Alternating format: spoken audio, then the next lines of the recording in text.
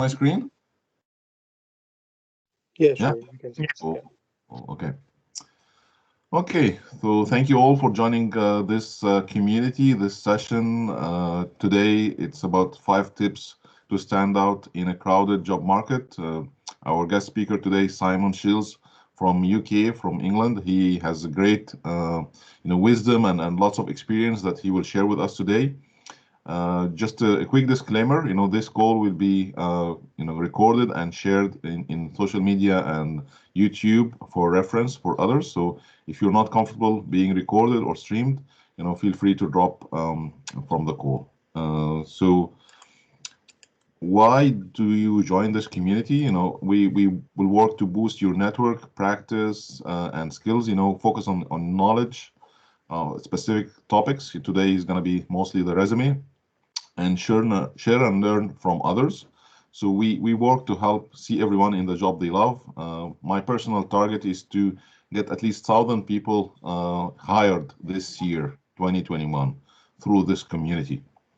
So in the call structure, if you're comfortable, please share your LinkedIn profile in the chat. I want everybody to network and use this forum to, you know, connect with new people and get to know each other more. This will help you grow your network faster, and networking is one of the key elements of getting hired today, as you all know. There will be some slides that Simon will be sharing, so feel free to interrupt Simon and ask questions as you go. He's welcoming those questions.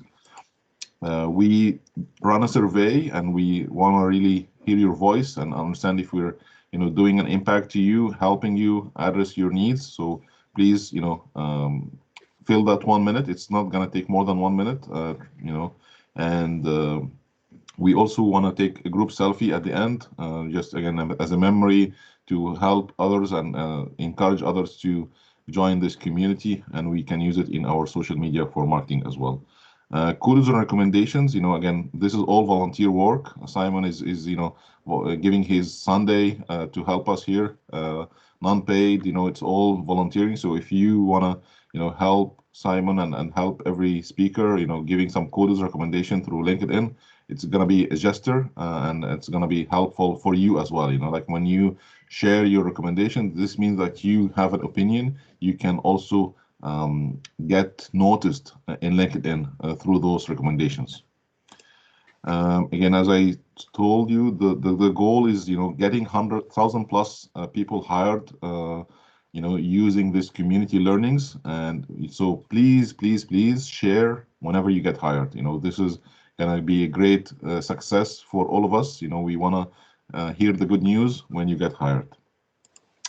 Our promise is, if you continue, attending those calls, if you continue applying those learnings, you will get hired within 3 to 6 months. This is for sure. This is something that I have noticed and have experienced myself, and I mentored more than 200 people, and they all managed to reach that job. If when they apply the learnings. So ask questions, be curious, teach others what you learned. Again, engage and be curious, connect with others. Take this platform as an opportunity to know more about people, maybe schedule one-on-ones with people who are joining this call to get to know them more, and subscribe to the YouTube channel to get all the videos. We upload all those sessions to YouTube after the call, and this will be a reference for you to get the other learning. So we had a call Thursday on resume. We had the storytelling. We had the LinkedIn call as well. We had methods that you can apply for the search. So again, feel free to go to those YouTube, and you will find lots of learnings there. The next session that we have, so Thursday, we have a speed interview and fun. So it's going to be an interactive one. You will practice a little bit about your interviewing skills. You will come on screen. You will, try to answer some questions. So it will be helpful for you to sharpen your skill.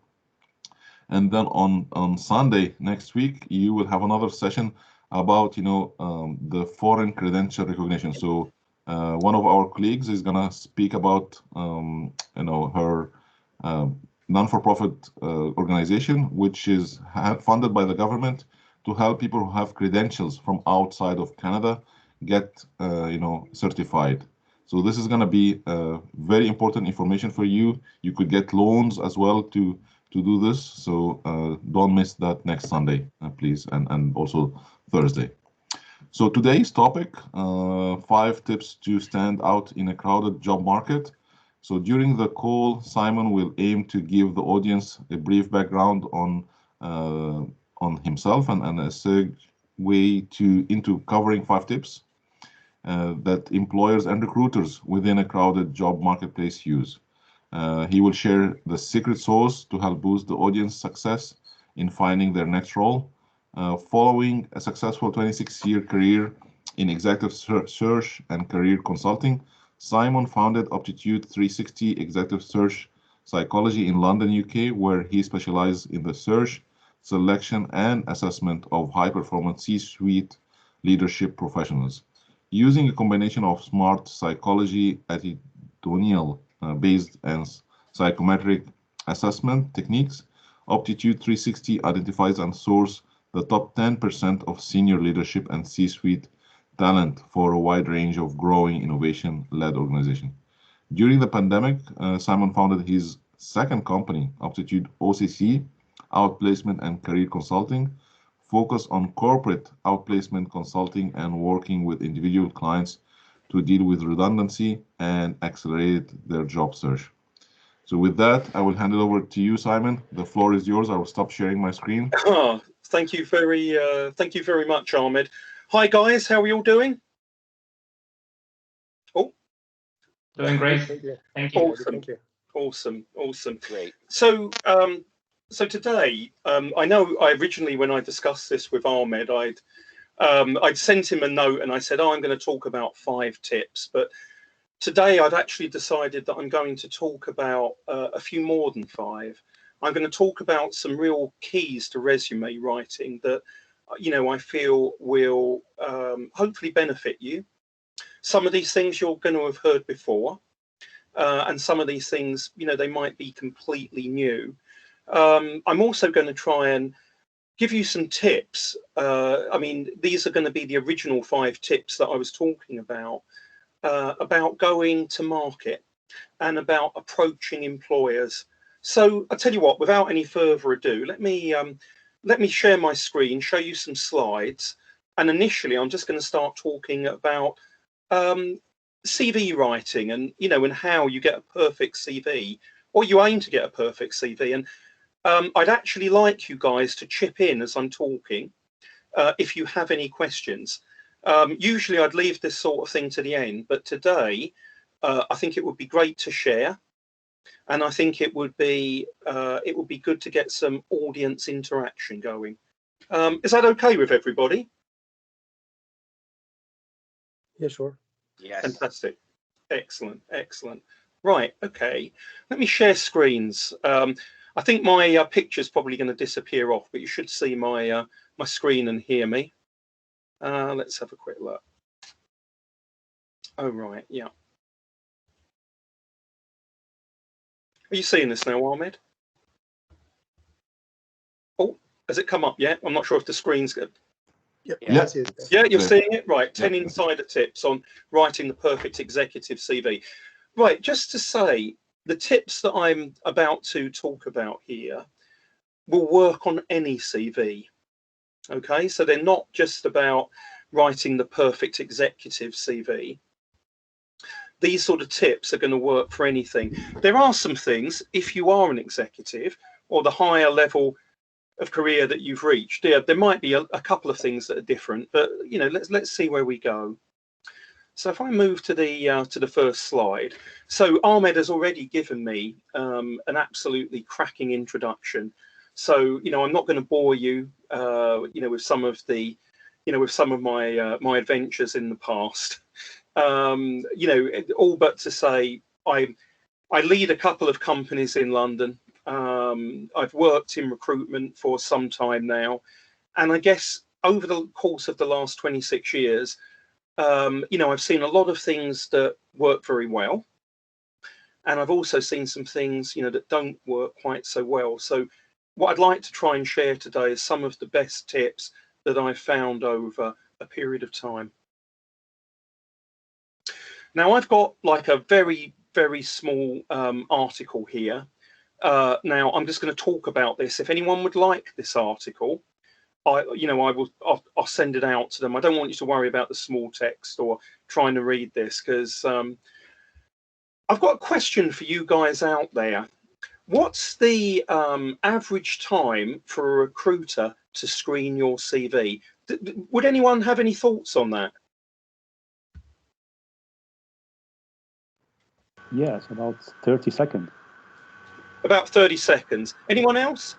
Any advances? Does anyone think it's shorter? I'm a recruiter, and if I find the profile good, I'll read through it. It usually takes about a minute. Okay.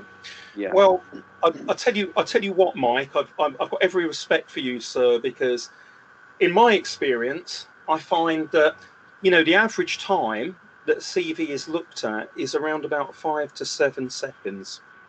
How does this come about? So, you know, if I'm recruiting and, you know, I advertise, say, for a new role, quite often I will be inundated with response.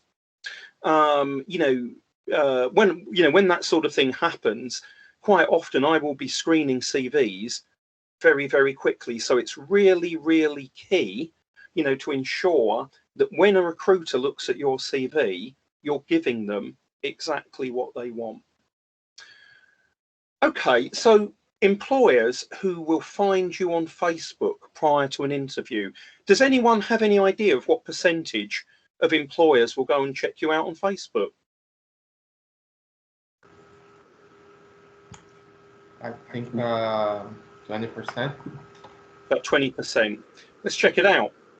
72% will now check you out on Facebook, you know, before actually considering you. So this is after the point that they've actually screened your CV and they've decided that you might be the person, you know, to bring in for an interview. They will go and check you out. So I'm probably going to talk about this again, but I'm going to mention it now. Why is this important? Well, in the past, I've one of the things that I do as a headhunter is that when I come down to what we call a long list, so this is when, you know, maybe I've got 10 people on a long list that I'm looking to get down probably to around about anywhere between 3 and 6 to go on to the short list that I prefer, you know, that I'm going to pass on to my client. I will try and dig dirt on the individuals that that have come through to me, because one of the worst things that can happen to me as a recruiter is that someone goes out for an interview and like skeletons come running out of closets. So for example, someone goes out, someone from human resources in the company checks them out, and it turns out that this particular individual gets into really sort of sweary, heated rows on Twitter or LinkedIn or Facebook for that matter. I've seen people talk about their companies and colleagues on Facebook. So, you know, right off the bat here, guys, when we're applying for new roles, we've got to be really mindful about the things that we do on social media these days. I think that, you know, that sort of thing goes without saying. Employers will reject your application because of something they've found online. How many employers do you reckon, let's say out of 100, you know, what sort of percentage of employers are going to reject you if they find something they don't like the look of? 100%. That's a nice round number. Fortunately, it's not 100%, but it's 1 in 3, which is not particularly good. Similarly, I've just clicked on this accidentally, but the rejection rate, if you have a picture on your CV, is 88%. You're still hearing me, guys? I just heard an interesting sound. Yeah, we can hear you. You can hear me? Oh, that's cool. 88%. So Why would that be? Well, I'll tell you what, you know, we don't live in a fair and just world. You know, unfortunately, even though there are laws against it, you know, there are employers or there are people that work for companies out there that will make decisions for the wrong reasons. You know, it could be about ethnicity. It could be about gender.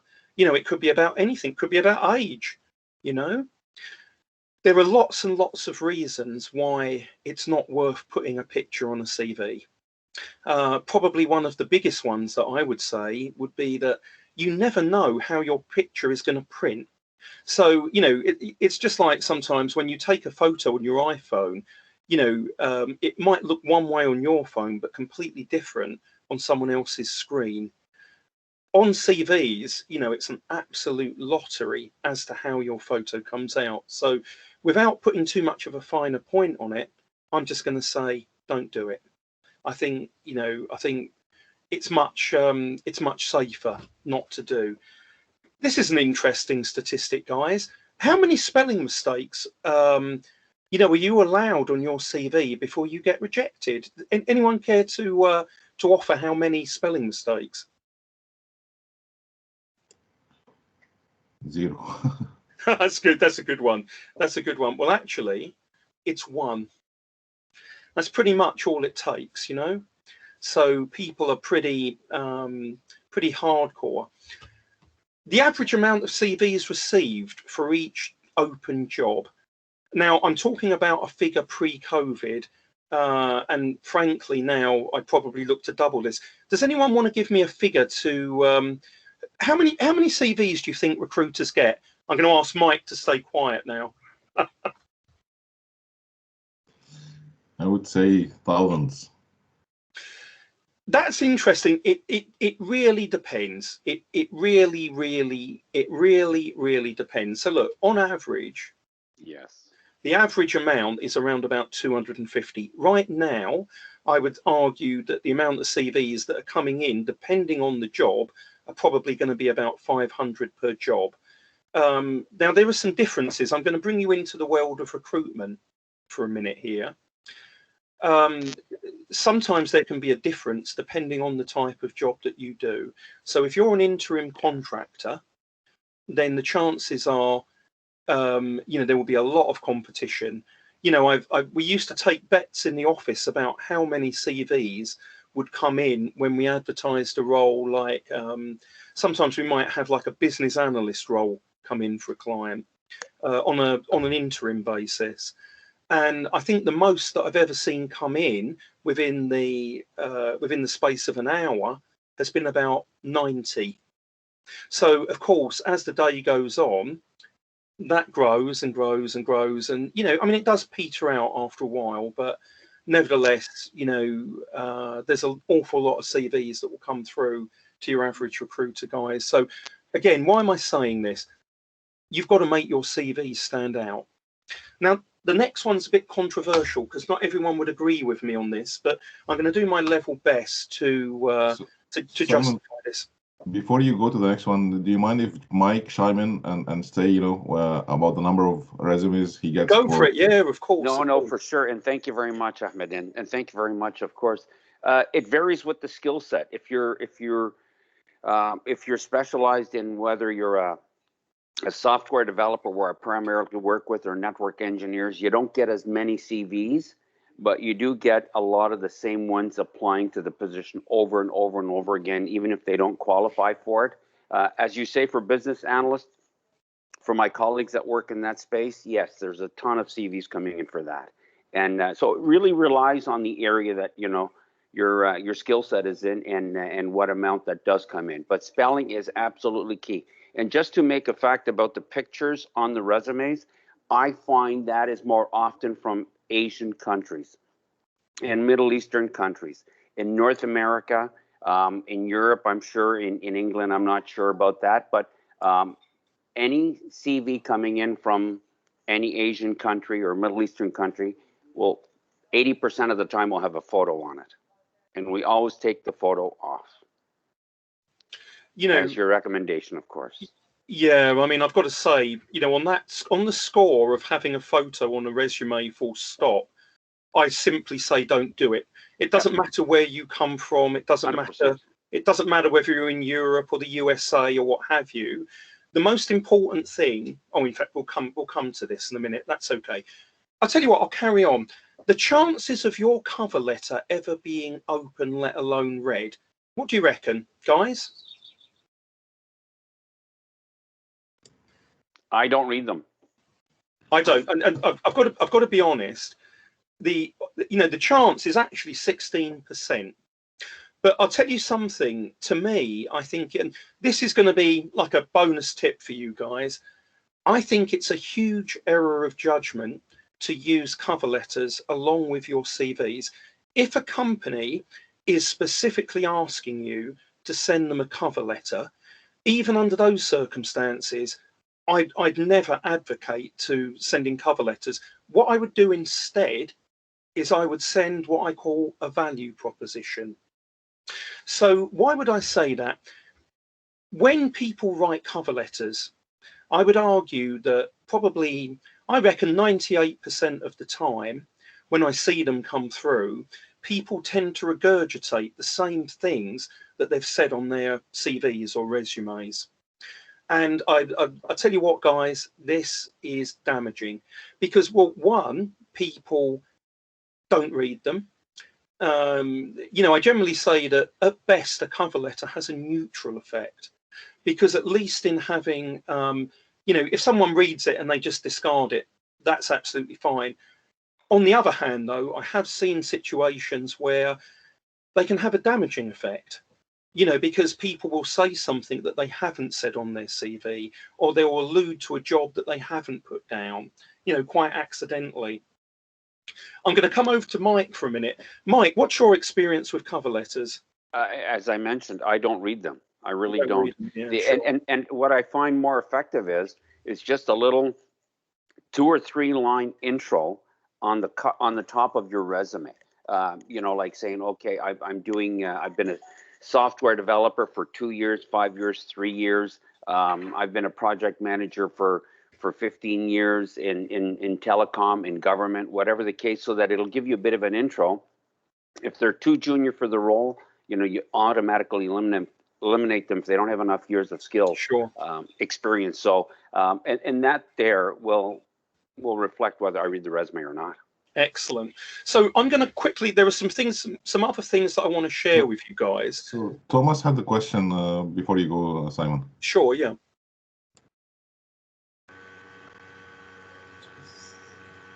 Thomas. Go ahead, Thomas. Okay, maybe he has some audio issues. Okay, you can carry on, maybe. You sure? Oh, okay. Yeah. Right. Not a problem. Okay. Sorry. Yeah, I'm back. Sorry. Oh, go on, Thomas. Go on. So I think my question is for both of you. So if the company is not specifically asking for a cover letter, do you think I should like focus in the resume instead? Just focus on the resume. 100%. Just focus on the CV. Unless you're specifically asked for a cover letter, don't send one. Because look, if I go on. Sorry, because my experience with this is sometimes when you go through the job description, it's not asking for a cover letter or whatever. But when you are applying the website for the company website, then they have like it's optional, but you have the option like to put or not to put the cover letter. So in this case, should I put or not? Right. Well, I'll tell you what. My advice is don't. My advice is that hopefully after today, and some of the things that I'm about to mention, these things to me are golden. If your CV looks right, no one's going to worry about cover letters. And I tell you what, your cover letter will be secondary to your CV. So, you know, if anything, my advice to you would be make the impression with your CV. Don't try and make it with a cover letter. You know, there is a technique, like I said, because I get people to write value propositions, but that might be a topic for another time because it's a topic in itself. But in fairness, Focus on the CV, Thomas. That will take you everywhere. I'm going to start, guys, and I'm just going to quickly talk about my first tip. So when you're writing a CV, it's really important. It's really important to have a great profile.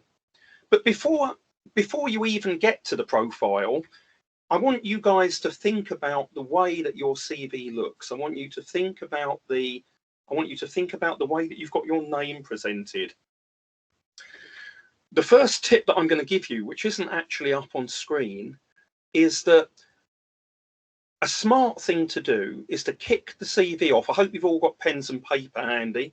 I'd like you to note this stuff down if you can. What I would suggest is you kick off your CV with your name, and you put it there in, you know, reasonably large letters, so that people are going to know who you are. Number one. The first question that an employer is always going to want to know is, what does this person do for a living? This is what the recruiter's going to want to know. This is what the employer's going to want to know. Every time I write an advert as a recruiter, I'm telling people exactly what I want. And I'll tell you something, you would be amazed at the amount of candidates who ignore it. Every advert that I write, I always say at the end of my advert, in order to find out more about this role, please send your CV or your resume and call me. Just for a laugh, guys, how many people when I write something like that in an advert, how many people do you think actually call me? Very few. Very, very few. Literally, if I've had 400 applications come in, I might get 3 or 4. And why is that? And I'm going to explain it now. I'll tell you what it is. A lot of people don't read the adverts. We've become, as human beings, very, very good at clicking the send button on the job sites. Okay, I'm sure you've heard this one before, guys, but this is suicide. It makes me smile. Lots and lots of candidates out there, and I'm not having a go at you guys, but lots and lots of candidates will say it's the recruiter's fault. They never get back to us. We never hear from them. And I tell you what, the reality is, you know, so many CVs get trashed because you've not told people, you know, you've got a job title there on that advert. Here is my, if there's one, if you remember nothing but this piece of advice today, guys, I want you to read the job ad thoroughly, take the actual job title that the recruiter has written down, and I want you to put it under your name right at the very top of the resume. And if you do that, I would go as far as to say I'm confident that you will get a 70% better response just by telling the recruiter that you are one of those people that he needs. Because I'm sure that Mike would agree, the vast majority of recruiters, you know, what we end up seeing are copper plate resumes that are coming through for each job. So I'm sorry, do you know what, before I carry on, I'm going to talk about some general things because they all sort of feed into this. You don't want to ever take the scattergun approach when you're applying for work. Okay, what you want to do is you want to take the sniper approach. Think through the ads that you're applying for. Modify the CVs that you're sending out to clients, because the problem is, if you've got a copper plate CV and you hit send, you know, the chances are you're going to join, you know, the other sort of 300, 400 or more CVs that are just being rejected by recruiters. Yet if you tell them exactly what you want, I guarantee that you're going to get a better result. That very nicely leads me on to tip number 1 here. Write a strong profile detailing your key achievements and your key qualities. To me, your CV, the most important part of a CV full stop is the profile. And what again, you know, why would I say that? Why is the profile the most important part to me? The thing is, given that recruiters tend to have particularly short attention span, and when they've got hundreds of CVs, they will probably look at your profile, but they might not. If they don't see what they want already, you know, they'll just move on. So already we've told them already that we're qualified for the job that we've applied for, and we've put that job right under our name. So it's almost like saying Simon Childs, headhunter, underneath my name, and then I'll go to my profile. So in the profile, like I said, you know, no one cares. So I'm just being really blunt with you guys today, but I want to really get this information out there. No one's going to care what a nice guy you are, which I know, and of course, actually, that's not true. Of course, companies are going to care what a nice person you are. But ultimately, the key thing on a client's mind is, what can this person that's applied with their CV do for me? A recruiter's going to be asking, if I put this CV in front of my client, am I going to make myself a laughing stock? You know, are they going to believe me? You know, is this person demonstrating the relevant skill sets that I've asked for? So, you know, an absolutely top tip here is, on your CV, make sure that, you know, you tell people right off the bat. So if it's me, I've got my name, Simon Childs, I've put headhunter, I've then got profile. I'm going to open it up with a highly focused and experienced headhunter with 26 years experience of delivering whatever it is I deliver, or whatever. But I'm going to tell people again what I do up front, because, you know, it's funny, CV writing to a certain degree is about repetition, but it's about repetition of the right things. You know, you want to really focus on getting the things that the client wants to hear into your CV, and you do it in the profile. You need to talk about clarity, you know, so this is tip number 2, ensure that you've got clarity. You know, when you're writing your CV, when you're writing the body of your CV, and you're talking about the roles that, you know, that you've been involved in, you know, depending on your level of seniority, don't write in bullet points. It makes me smile, you know, the first question that I ask when I look at a CV, for me, a CV has to pass a test. And that test is what I call the so what test. So if you make a statement on the CV, the first question I'm asking is, so what? So rather than sort of saying, look, I've been a manager of the XYZ division for 20 years, and I've increased, let me start again. I've been the manager of XYZ division for 20 years, and I lead a team of, say, 10 people. You know, I'll be asking, so what? Because what clients out there and recruiters are going to want to know is, okay, so what have you actually achieved? If I put it in more real terms, what I say to people is, think along the lines of, this is how much money I've made the company. This is how much money I've saved the company. This is the percentage to which I've changed, improved. So if you say that you've done something, say you say, I've been working on a project. Well, actually, this was the project outcome. You know, I was successfully achieved this, that, or the other. Clarity in terms of the things that we've done and our level of experience is really, really important. Okay, the next tip number 3 is about metrics. If you can talk about things like percentage increase, percentage decrease, the size of company, the size of the team that you've managed, these things will make a difference. They'll make your CV stand out. Because, like I said, coming back to this point of, companies aren't necessarily looking for people that are going to win on personality here, even though that is really critical. They will look for people that they're confident that are going to be able to deliver for them.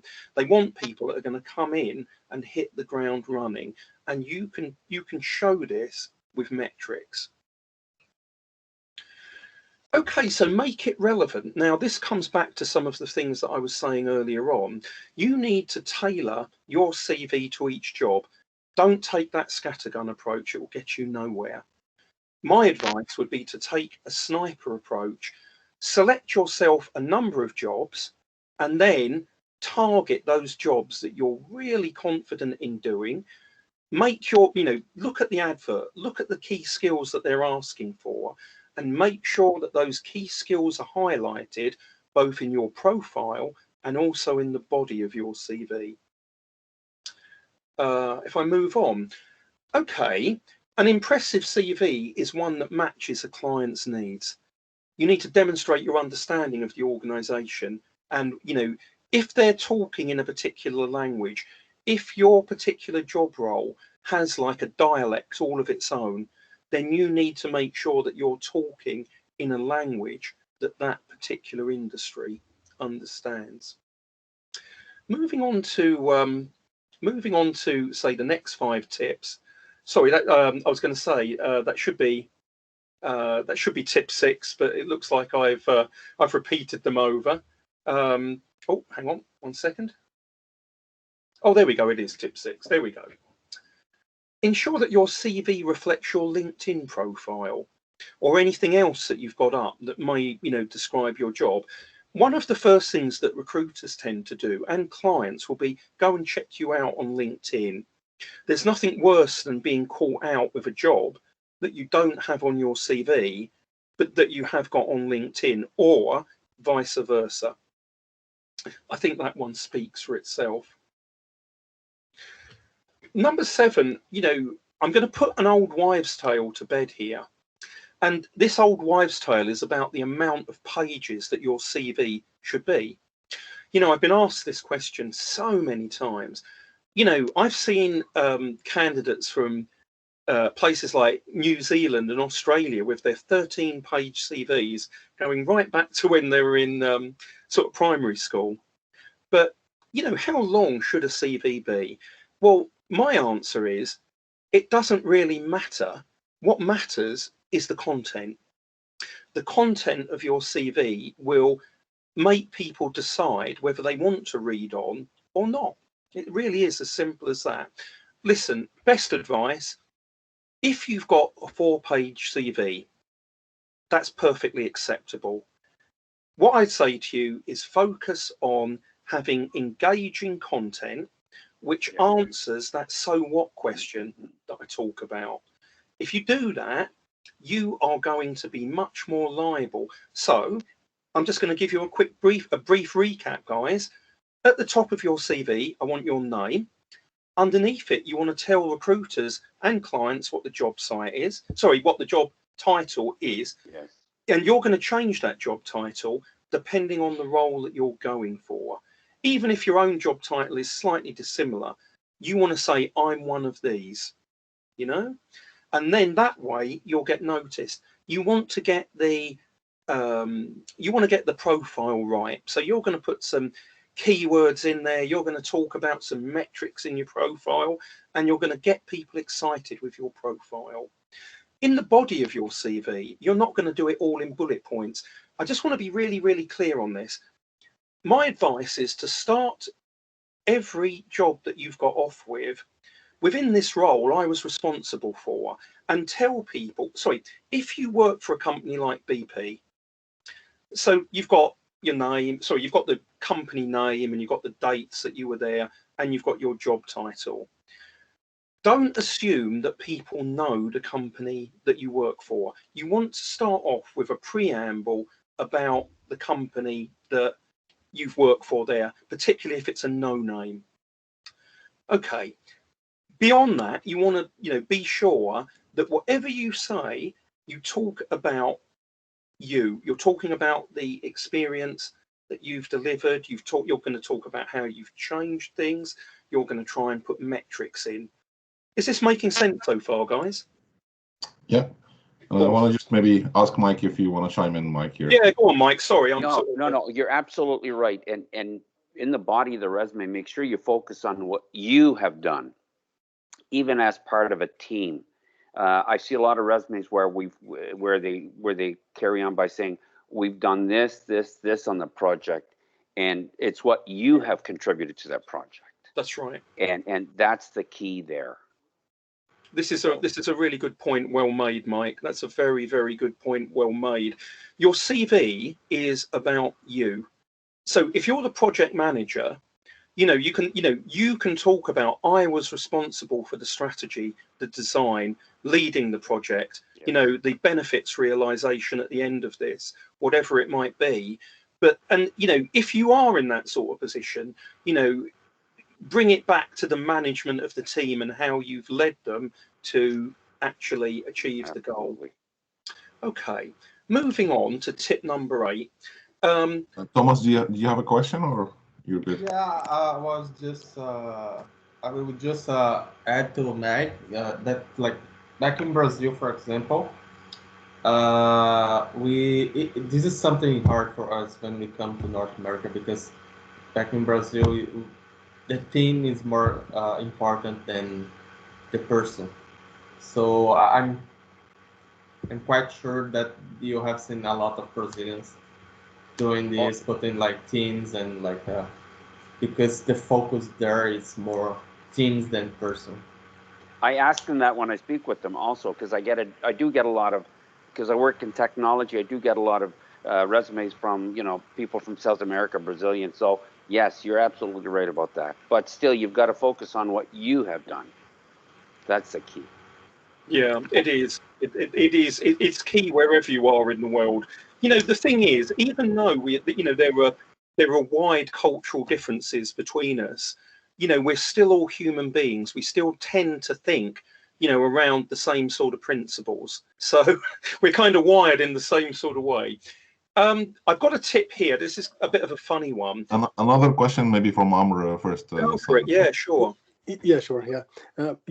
Regarding the mentioning what to be put in the resume, and especially as achievement, not just as describing the role itself. So in some cases, like the previous role I was playing is that project manager. So in this case, I know how much the operator have gained from this project. So should I put such numbers, or is it am I exposing some information for this company? I see what you mean. I take note. I take your point. What I would suggest to you is that you expose what you're talking about are generally results. So we're not talking about other people here. We're talking about your project being a success. So the question you've got to ask yourself is, what was the project delivering? Was it delivered on time? Was it delivered to budget? Was it delivered at the desired quality, or within the budget, whatever it might have been, if that makes sense. And, what was the outcome? Because the fact that you were working on a project in the first place, it generally means that actually you're trying to write something that's wrong or implement something that's new. And if anything, so for example, what sort of stats could you probably use that would be innocuous? Well, we brought the project in on time and to budget, or before time and to budget. Or you could sort of say that, even though, you can talk about an estimate, quite often when projects run, the benefits of projects are never really realized. This is a common thing in a lot of companies. If the benefits have been realized, though, what did it achieve? What has it led to? Do you see what I mean? So you need only you can answer that yourself. And it's a really, really good point. You need to be comfortable with whatever you're saying. Yeah. And what I feel is, in technology, as long as you're not taking anything that's proprietary to that company, yeah, that's right, and telling everyone, then you're doing okay. But if it's just a whatever it is, it could be a like a router and switch. It's and it's just, everyone has routers and switches that I work with. As long as it's not something proprietary that they're working on that the other company doesn't work on and is not out there, then you can't divulge that. But everything else is fair game. Yeah, that's true. I'd go with that too. I think that makes an awful lot of sense. My next point here is about the CV itself. Couple of things here. I never find it's a good thing. One of the worst things that someone can do is put their CV into tables. I think if you're going to write a CV, oh, you know the one, you know the one. Oh my Mike knows God! the one. Oh, I'm reviewing resumes with a certain with a candidate, and I'm trying to fix the resume while I'm talking to him, and That's I right. can't because he's got a table, he's got a lock on it, and it's so frustrating. Oh, it's and awful. I end up saying, you know, please do it, unlock it, whatever. Send it to me in Word format, plain, where we That's can right. both adjust it without any issues and problems. That's right. So you got it, guys, from Mike there. That's exactly my sentiment. You want to always be sure to place a contact number on your CV. It sounds so fundamental, but you would be amazed at the amount that come through with no contact number. Never just an email address. If someone does that really ticks me off. If you absolutely positively feel inclined to send a PDF format of your CV, be prepared to send a Word document. You are better off sending a Word document every time. If you want to be rejected, send a PDF. Do you know what I mean? Because it's just, God almighty. Sorry, I know I've touched on a couple of recruitment things here that, I'm glad That's it's a not raw just nerve. me. That's a raw nerve, because we can convert them from PDF to Word, but they come so scrambled. It's like, and sometimes I don't submit them because of that. You know what? Too much hassle. Give me another candidate extremely close to this candidate, and we work with that. Time is valuable to us recruiters. Trust me.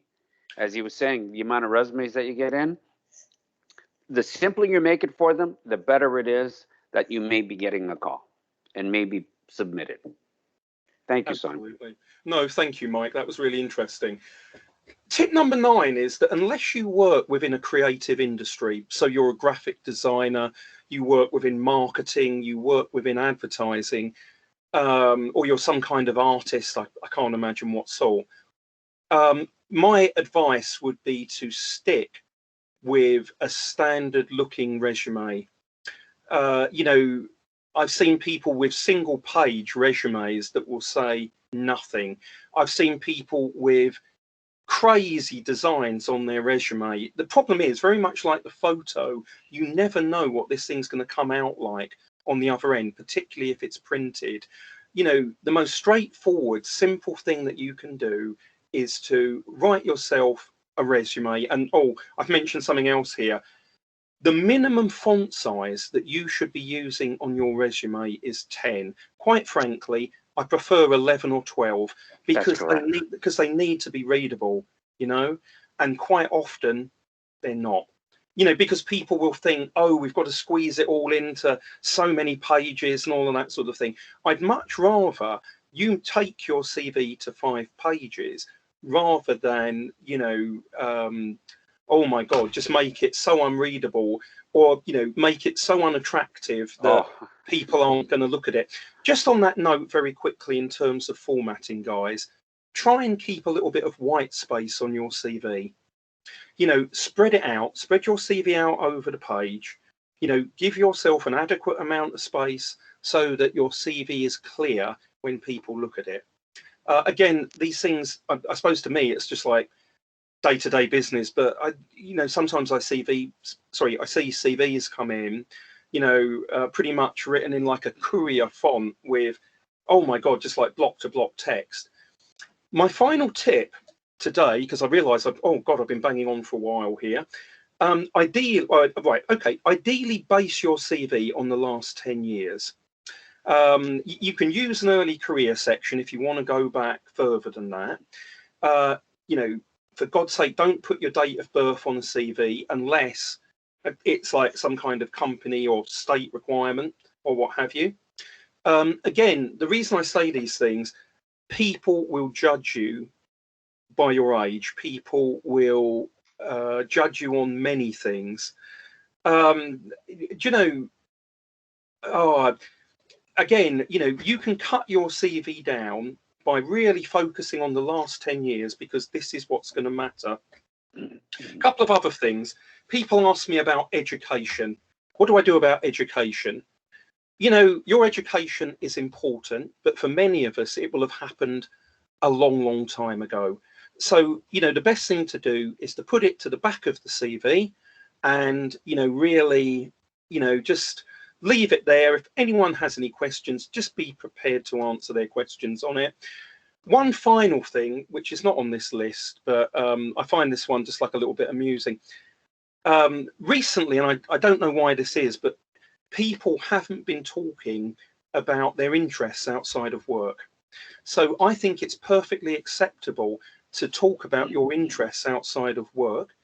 You know, and what you want to do is you always want to talk about things that are fairly innocuous. It's great to say that, you know, I read contemporary fiction. You know, don't just sort of say, oh, I read fiction. Well, what sort? You know, I read contemporary fiction. I enjoy playing sports like racquetball, hockey, squash, tennis, golf, whatever it might be. What you don't want to put on your CV is something like, well, at the weekends, I'm into taxidermy. You know, and that one never goes down too well, in fairness. But, you know, look, I want to take some questions, so I'm going to stop here, guys. You know, the last time I spoke for this long, someone at the back said, I can't hear him, and someone at the front said, I'll take his place. So, guys, hit me with your, have you got any questions for me? Yeah, I've just got a comment to add. I just have a comment to add in regards to education, and especially with the technologies and the fields that I work in. If it's very good, if it's a master's degree in computer science or a bachelor's of computer science, or you know something, or you've got some certain certifications, those I would always put on top after your profile. Because that'll catch their attention. Because if you've gone to University of Waterloo, or if you've gone to Queen's University, or you've got your master's degree in networking from Ryerson University, those are key. They really are eye catchers because they look for. Those are very good schools. So, and I'm not saying that if it's a terrible school, don't put it up. I find that if you can reflect your education up top. And some people don't have education, and when you pry them, they say, you know what, I only took like 2 years of university, and then somebody offered me a job, I took it, never went back. Perfect, you know, in that field. That's understandable. But put down, I did go to university for 2 years, whatever the case may be.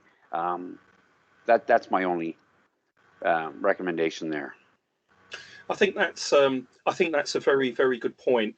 I mean, in the UK, I guess if you've been to sort of Oxford, Cambridge, one of the red brick universities, it does. Yes. It makes a big difference. There are some. Actually, before I carry on, Ahmed, may I ask are you okay to overrun, or would you like me just to stop talking? No, it's okay. And I want to maybe. Yeah, no, just go ahead. If anyone have any questions, please, raise your hand, and I can probably add some more value. Yeah, go ahead, Simon. Sorry. Okay. Well, no, what I was going to say, again, the thing about experience, the thing about the universities that you've been to or the schools you've been to, these days they should be less relevant. People will be more interested unless. There are some companies out there that, they'll look for people from some of these schools, but it will usually be earlier in life.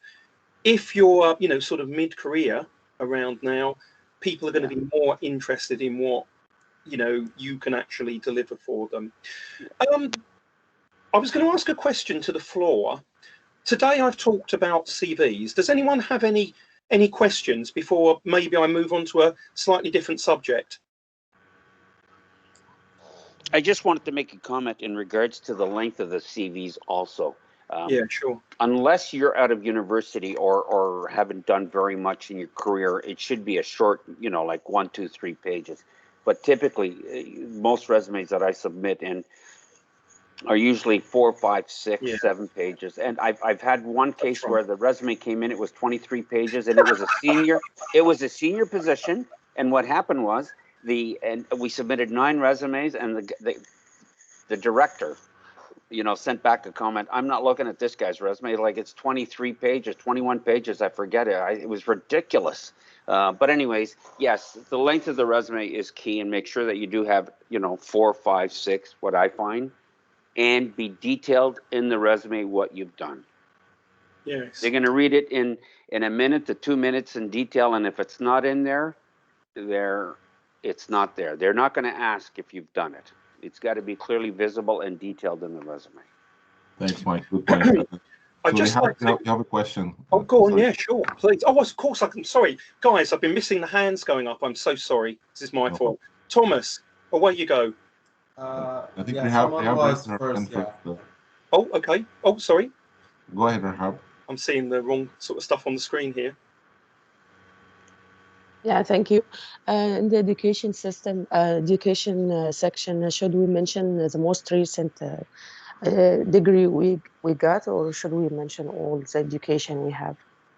I think the thing to do, it depends. Is the truth? It depends. I think about the things that are going to be most relevant to the employer. If it's the sort of employer that's going to go into some serious background checks, then you need to put down, you know, the schools and the colleges that you've attended. Yes, 100%. And also under the education section, you also want to put down your professional courses and your professional qualifications that you hold. In fact, I put those first, under education. So professional qualifications. So for example, you know, I'm a chartered ACA, or, you know, I'm Prince 2, or, you know, I'm Agile qualified, whatever it might be, whatever the body is that you want to. Put that professional stuff down, and then have the, you know, like your college degrees and what have you. Yeah, I mean, I think it's important. The only thing I say about the college degrees, I wouldn't put dates on them. Don't put dates of when you were at college, because again, people will make judgments about you and about how old you are. You know, they shouldn't, but they do. We don't say old, we say mature. That's right. Is what we call them. Mature. That's like me, mature. That's what I call them. You look fairly young to me, honestly. Does anyone else have any questions? Oh, no, that's all right. Yeah, it's more a curiosity. So you guys are talking about the 23 pages and everything. So when I have more than 1 or 2 pages, should I put like like page one page, or I don't remember, like, but should I put like this, like 1, 2, or like more than 1 page? I don't know if you... Definitely more than 1 page. I mean, look, let me ask you, let's use you as an example, Thomas. What do you do for a living? Bank. I'm trying to go to bank field. What, do you work in banking right now? No, I'm not. Right now, I'm not. Oh, okay. But have you worked in banking in the past? Yeah. Okay. And what did you do for the bank? Customer service. Okay. So in that case, right, how many banks have you worked for in the past? 1 bank. Just 1 bank, yeah? Yeah. And how long were you there for, if it's okay to ask on screen? 1 year and something. Okay, that's fine. Well, look, the thing is, to me, I think, depending on the amount of experience that you've had, if, you know, there's no need to force your experience onto more pages than it needs. All right. So if, you know, if your experience, you know, sort of just literally goes to 2 pages, that's absolutely fine. Yeah. That's absolutely fine. Okay. Yeah. Sorry. I hope that answers the question. Yeah, sure.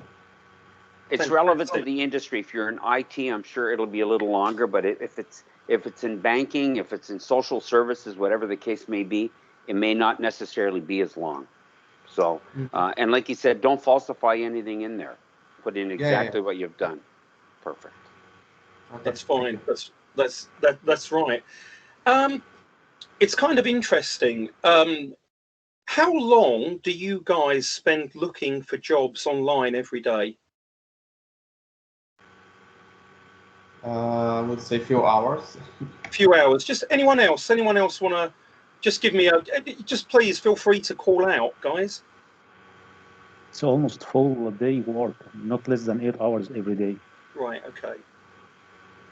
8 hours. Yeah. Okay. Yes, 8 hours, minimum 8 hours. Minimum 8 hours. Anyone else? Anyone else offer anything different?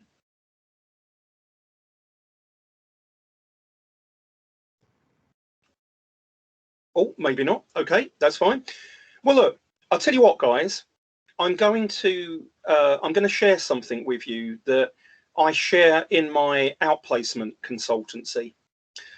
I don't think, I don't think it's healthy in any stretch of the imagination to be spending too long looking for roles online. Okay, so I'll tell you what, my top tip today, get your pens and papers handy because I'm gonna give you some secret sauce here. Okay, so what I would suggest is, if you're not working, all right, if you're not working, I reckon that you can wrap up all of the resume searching that you need to do in a maximum of 2 hours every day. Okay. And I know I can't see you all, but I'm sure there are eyebrows raising out there right now, but I'm going to justify this. If you are working, if you're actually working, I reckon that you can, if you could dedicate around about an hour and a half each day, I'm confident that, I can make you more successful. Let me explain. When we go searching online, I'm sure Mike once again will back me up on this, but as recruiters, if I'm searching for CVs using online databases, or I'm looking through CVs when I'm checking them out online, if I spend too long online, I get complete whiteout. I have to walk away from the screen and go and do something else. And the other thing is, if you're not used to this sort of thing, all that happens is you'll start to miss things. If you're looking at the same jobs over and over again, you will get fatigued if you're going at this any more than saying, I don't know, I usually encourage people to go after looking for CVs, not looking for CVs, looking for jobs over 25-minute slots. So what I say is take a 25-minute slot, and then, after that, take a break. So here's the secret sauce coming. What's the best time of the day to check the market for CVs? Well, I'll tell you what, let's start with the morning. So I reckon that a really good time to get on and check for CVs is around about 11 a.m. in the morning. Okay, so I would like you to go from 11 a.m. to around about, I don't know, 11:45 at absolute max. I want you to go for a 25-minute session, take a break. In fact, I'll tell you what, let's make this easier. Let's say that you look for an hour in the morning. So, okay, you take a 25-minute session, you take a 10-minute break, and then you take another 25-minute session. So this is between 11 and 12 o'clock, right? If you're looking for contract work, and this is specifically, if you are looking for contract work, I would argue, go and have a look at around about 4 o'clock in the afternoon, but I'd only like you to give it half an hour. Okay? I'm going to come back and tell you why I'm talking about these times. The final time to look is around about 7:30, 8 o'clock in the evening, when, if you're not working and you've got a couple of hours, I'd like you to get back on, maybe rather than the 25 minutes, I'll give you an extra 5 minutes. Let's call it half an hour. So let me justify what I'm saying here. In the morning, by around about 11 o'clock, most recruiters they will have put on any new roles that they might have got in and missed from the night before, you know. So, you know, the chances are if you get on around about 11 o'clock and you're looking for permanent work, you know, you spend, I don't know, two batches of 25 minutes looking. So long as you're taking a gun approach and you're not taking like a scattergun approach, you will pick out more roles. You'll probably end up spending more time on the roles that you're picking out. You know what? You don't need to change your entire CV for a role. Do you know what I mean? You know, I don't want you to be rewriting CVs for every single job that comes up. The only thing that I really want you to change is your profile and the things that are said in the profile, because these are the things, you know, that will be picked up first. And you will have read that job ad. As I said at the beginning of this, you're going to read the job ads. You're going to pay an awful lot of attention to the skills and experience that people are looking for. And you're going to make sure that your profile reflects those skills and experience. If there are skills and experience, because I'm going to go back to a point that Mike said here, you don't want to lie on your resume because you will be found out. So literally, if there's something that you haven't mentioned, you know, on your CV, you know, when you've read this out, but you've actually got this skill, make sure you put it into the body of the CV. But really, the only thing that I want you to be changing is your profile. So, you know, that is a real key tip. So I want you to start applying for less jobs, but I want you to apply with a bit more of a focused, you know, bit more of a focused effort. So what you're going to do, you're going to look through, you're going to pick out, say, a handful of jobs. When I'm working with my clients, I'll generally say to them that I want you to get a minimum of, say, somewhere between 3 and 8 applications a day. Should be more than enough if you're doing things right. So I want you to resist the temptation of hitting the send button. You've read the ad, you've changed the CV. One of the best things that you can do is see if you can find out who the recruiter is. And what I would do is I'd call them. I'd ring up the recruiter. And, you know, now sometimes these people can be a real pain. You won't be able to get through, or, you know, they'll have, you know, pain in the butt receptionists. What you want to do is say, look, I've seen a job. I'm really keen to have a chat with a recruiter about this. If they are worth this, if they're worth your time, 9 times out of 10, they will speak to you.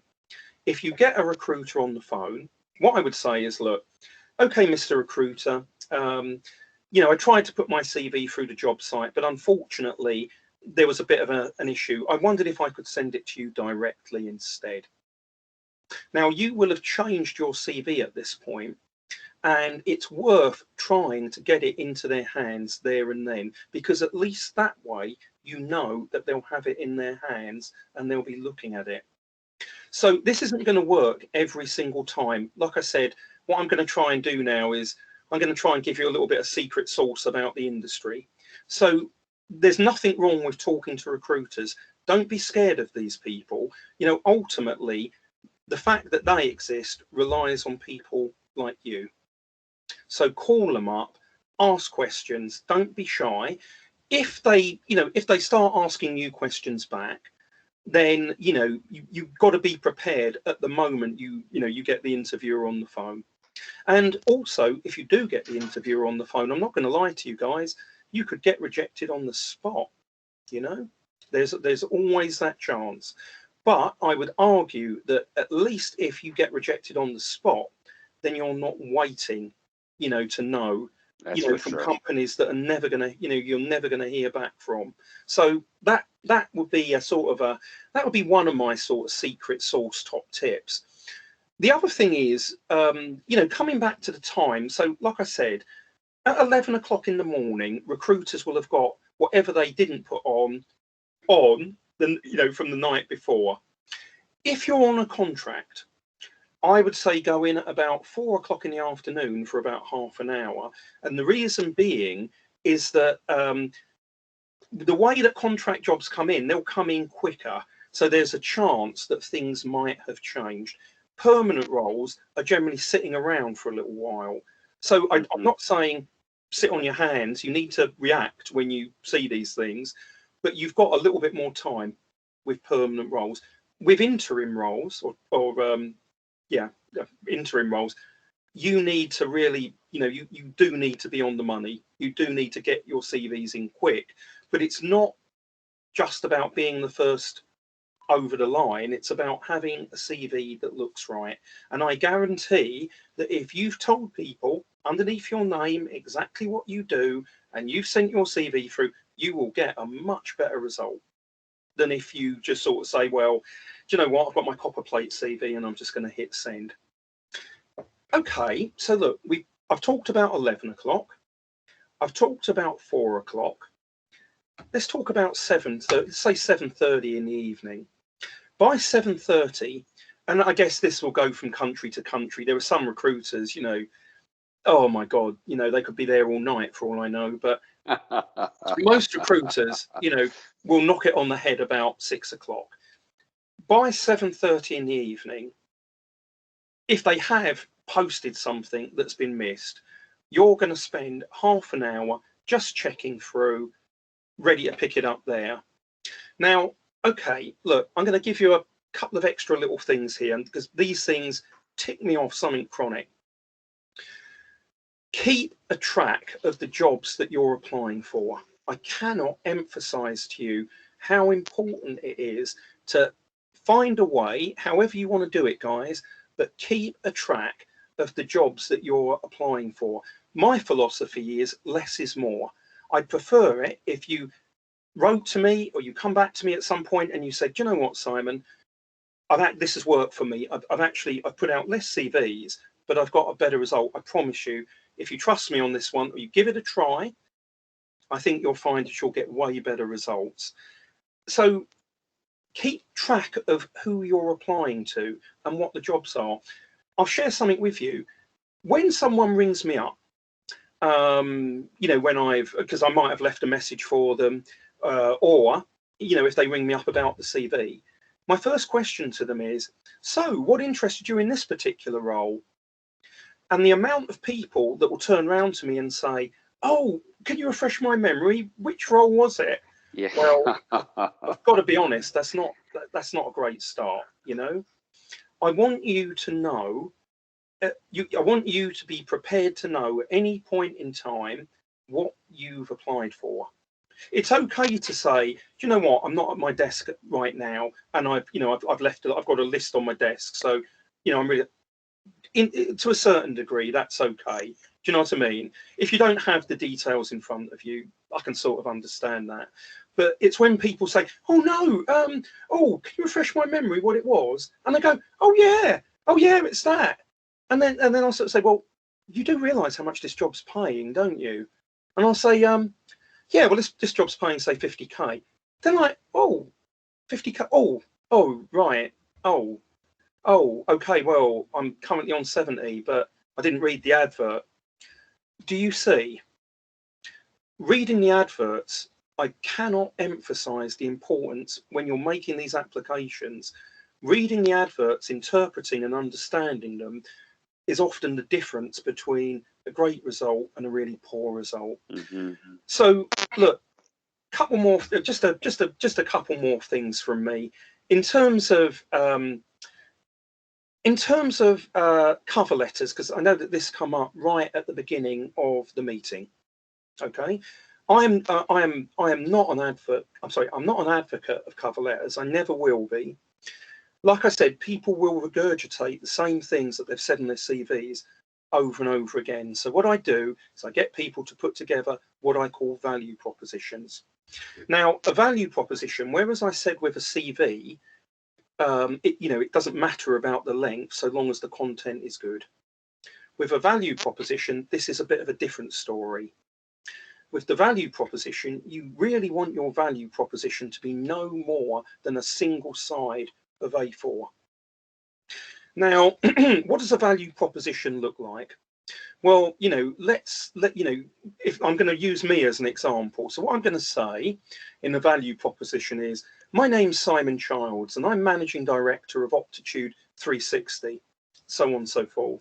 You know, within this role, you know, I've run some interesting projects, and what I'd like to do is sort of just to give you an overview of some of the value that I've added to these particular projects that I've worked on.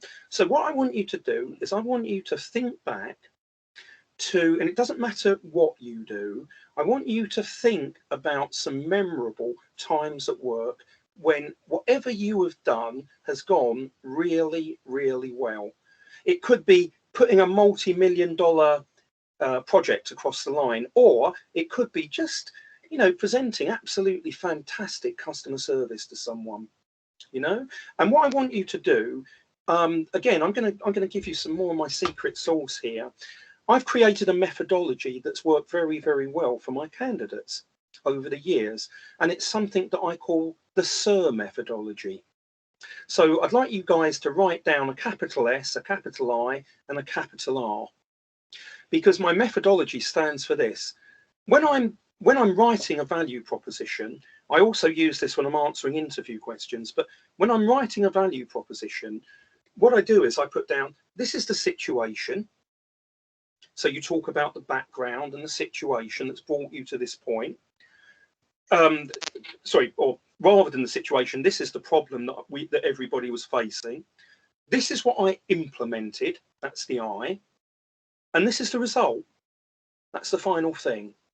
And literally you go into detail about a couple of things that you've done, but not only do you go into detail, you also add metrics, because this is what people want to see. The first question that anybody asks when they meet you, you know, at the job interview is, or even when they see your CV, is, one, can this person do the job? Are they qualified to do this job? You know, have they got the level of experience? Have they got the communication skills, you know, to work with our client base? Do you know, I promise you guys, I cannot emphasize how important this stuff is. With the value proposition, you might just put one thing down. You don't have to put two down. The most important thing is it doesn't go beyond a page, because you do want this thing to be read. And what do you call this document? You call it a value proposition. You put your name, and underneath your name, you put value proposition for whatever job you're going for, or so on and so forth. There's no standard way of doing this. You know, everybody will write their value proposition in a slightly different way. But if you do this, value proposition is multifaceted. You don't just have to use it for going along with your resume. Sometimes if you want to make a direct approach to a client, so you know, you can contact a client. Don't ever contact their HR department. You always want to be contacting the top of the company and let them push you down. Yeah. Yep. If you want to talk to the top of the company, you might say, well, reception won't let me through. Well, what you do is you ring up and you ask to speak to the MD's PA, personal assistant. Don't ever ask for the MD directly unless you know him, you know. You know, and speak to the personal assistant. And I'll tell you what, there are a couple of things that I've noted down that I think they're often not done, but when they are done, they make a big difference. If not only when you're making a direct approach to someone, but also quite often when, let's see if I can find this other document, quite often when you know, you're actually out on interview. Sorry, I'm just trying to get this document to hand, if I can find it. Okay, it's things like show a little bit of vulnerability when you're approaching people. Everybody, I think there is a sense that when we're going for new jobs and when we get in front of people, we've got to be this super tough, you know, super slick kind of individual that we are. And actually, do you know what? The amount of people that sit in front of me like that, all it makes me want to do is just question them harder at interview, because usually it makes me feel like they're putting up some sort of defense. So think about showing a little bit of vulnerability. You know, don't be scared of making direct approaches, because if you make a direct approach to a company, sorry, I know I'm doing everyone out of it. Sorry, Mike, close your ears. You'll save the company a recruitment fee. Oh, I know I said it. Did I really say that? No, that's fine. it's like, The market, you know what? The market is very hot. Now I've got a is target very on my hot. back. If you can take some off my plate, that would be great. So Simon, there you go, guys. Sorry, I know that's a bit long-winded, but I hope you've gained something from that today. no, it's really great. Thank you, Simon. Really appreciate it. And again, I just want to be respectful of everybody's Sunday as well. Thanks, Ahmed. Yeah, so just wanted to check, you know, if anyone has any final questions, maybe before we wrap it up here. And, you know, if not, then we can maybe have the group selfie. If you want to maybe stop sharing your screen. Yep, Simon. I'll stop sharing, yep. Yeah, so if anyone have any questions, please go ahead. Otherwise, if you're comfortable to come on camera and, you know, we can have that group selfie. Again, this is going to be a memory for you to remember those days and you know, find out that you know were there someday, and you may laugh about, you know, what you. Yeah, I know. Yeah. Okay, so we'll give it another few seconds if anyone wants to come on this screen. Simon, we cannot see you. If you want to check your. Yeah, I just. Oh no! Oh, it's typical, isn't it? The moment we have the group selfie, my camera plays up. Hang on. Oh no, right. I'm just going to try switching it on again. Hang on 1 second. No worries. Okay. So right. Okay. Right. Let me just see if I can get this. Yeah. No, it's not back on yet. Okay. Cool. All right. That sounds good. That sounds positive. Right. See if it comes back on. Oh, please, come on. Compliment thing. Oh, oh, yeah, hang on. Yeah, hang on. At least it's changed. That's okay. Right. Okay. Let me just see if I can show device settings. Anyone else want to join the camera until Simon fixes his? There we go. Okay, I should be coming back on shortly. Okay. I would like to say obrigado to those who are from Brazil. Oh, that's for those cool. who understand that. Obrigado. Okay, here you go. So. Oh, for whatever reason, it's not letting me on, guys. So sorry about this. No problem. Okay, I think we'll just maybe go ahead. So whenever you're ready, I will say 1, 2, 3, and then I want to see smile. So 1, 2, 3, smile. Perfect. Thank you so much, everybody. Really appreciate your time here, and thanks for showing up. Again, this is very important for you to show up on those calls and you know, keep learning, keep teaching others. You know, when you teach others, you learn better, you learn faster. So, you know, spread the word, please, and come back every week and be curious, ask questions, and please, please, please apply those secret sources that, you know, Simon has been gracefully sharing with us today. This was really great. I personally learned a lot of things today. It was very good. Any final words, Simon, Mike, from your side?